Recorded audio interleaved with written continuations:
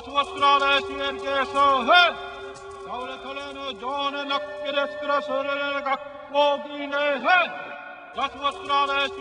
the early 17th century, the natives of North America discovered Europe.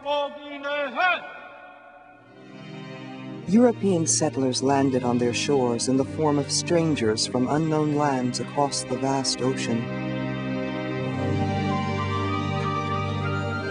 Though weary from travel, these pilgrims were determined to survive and make a new and better home for themselves and their children. As increasing numbers of Europeans arrived, they spread across the country, establishing homesteads, claiming land for towns and villages. Over the next century, the new settlers rapidly expanded their presence in this, the ancient land of the tribes.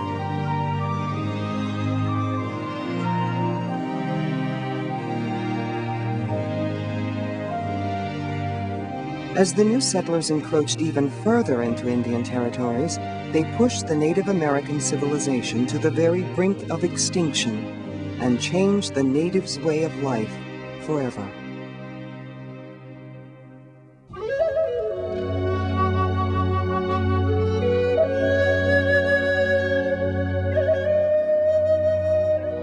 Cherokee people had once thrived and dominated in the region which was to become the American Southeast. By the end of the 1700s, the Cherokee had already lost 2/3 of their original land during a century of conflict with first the British and then the American government. Hoping to maintain their hold on what land remained to them, many Cherokee tried to accept the ways of their new neighbors. They began farming. Many lived in log cabins, used rifles, and worked with spinning wheels. Their hope was to live in harmony with the new American nation. Though some settlers were willing to live in peace with their Cherokee neighbors, other Americans did not want the Indians to be assimilated.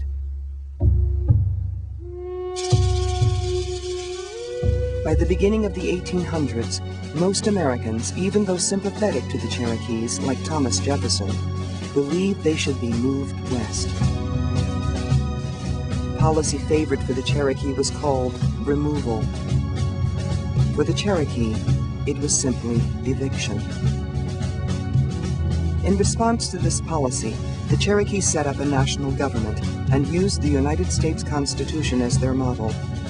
As their principal chief, they chose John Ross. He came from a mixed family, his father being from Scotland, and his mother being only a quarter-blood Cherokee, making him only 1/8 by blood. But he was raised in the Cherokee way. The Cherokee Nation moved its national capital to northwestern Georgia. They called their capital New Echota. It was a symbol of Cherokee hope. For many Georgians, it was an ominous symbol of permanence. Georgia refused to recognize the Cherokee government. They outlawed the Cherokee Constitution and proclaimed the right to seize Cherokee lands at will. In the late 1820s, gold was discovered on Cherokee land. The strike set off a stampede of prospectors.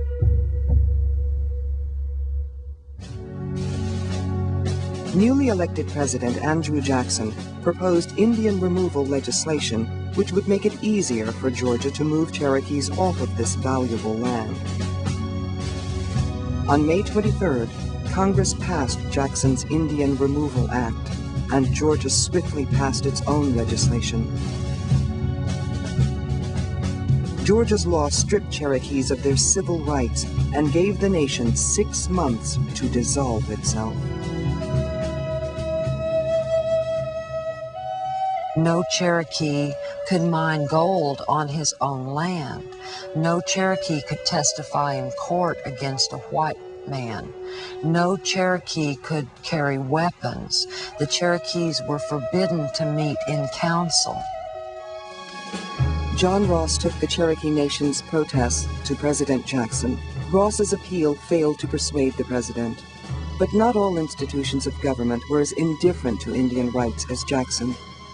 The Supreme Court took an enlightened view of matters, and in March 1832, the court found Georgia's Cherokee legislation unconstitutional and void.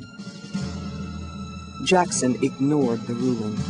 He said the court, having made its decision, would have to find its own way to enforce it. Winter, 1835. Ross still believed he could fight removal. He returned to Washington with John Ridge, an influential Cherokee. Ridge had no official authority, but Jackson struck a deal with him. All Cherokee land east of the Mississippi was relinquished in exchange for $5 million. The deal was called the Treaty of New Echota. Jackson pushed the treaty through Congress by only a single vote. The Cherokees now had exactly 2 years to abandon the land of their ancestors. 2 years later, May 23, 1838, time had run out for the Cherokee. A military roundup began.